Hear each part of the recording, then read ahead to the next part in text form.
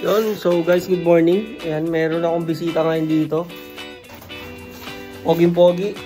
Bisita ko ngayon dito kasi nagpa-service ako sa kanya. Meron ko yung oras niya, ayan, no? Pre, shoutout, pre!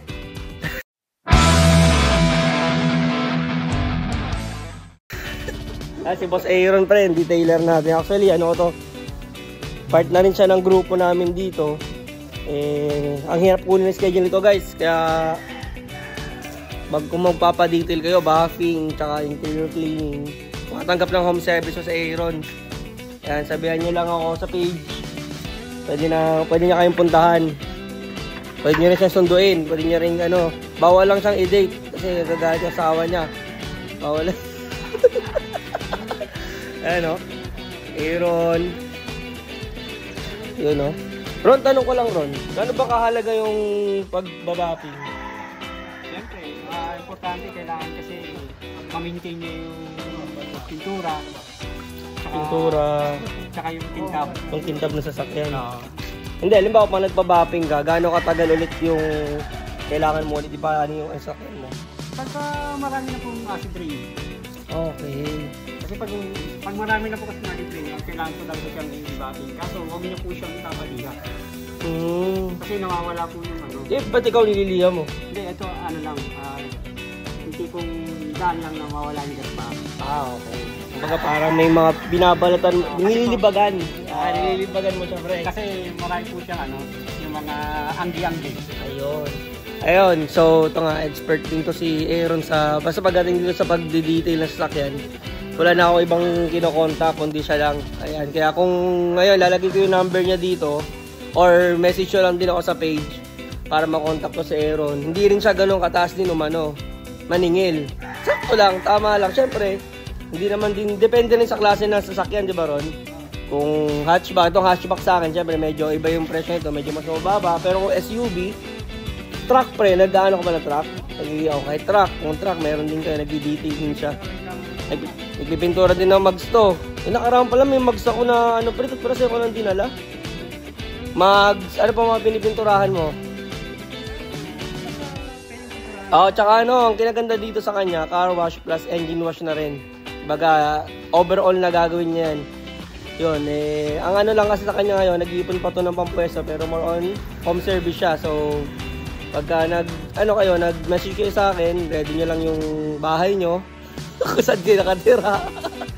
Yun, at tsaka, syempre, ang importante lang kay Aaron yung kape.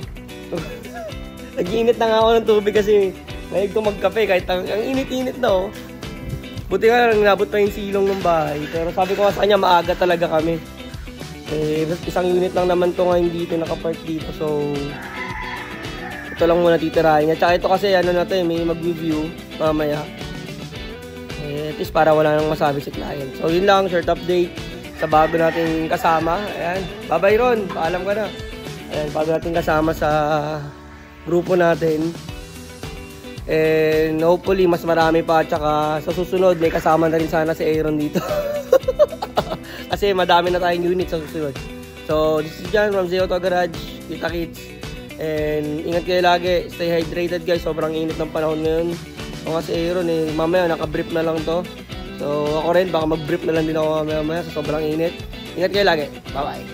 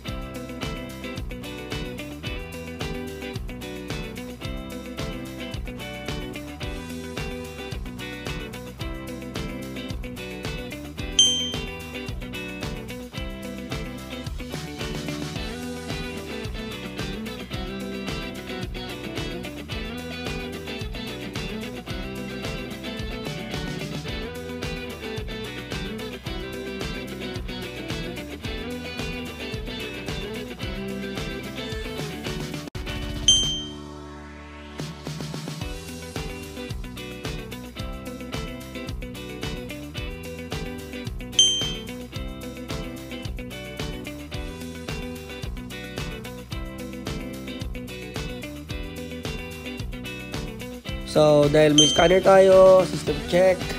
Ayan, dahil nagpa-engine wash tayo. Ayan. Siyempre, for safety purposes, then wala naman naging problema. And that's all. Thank you.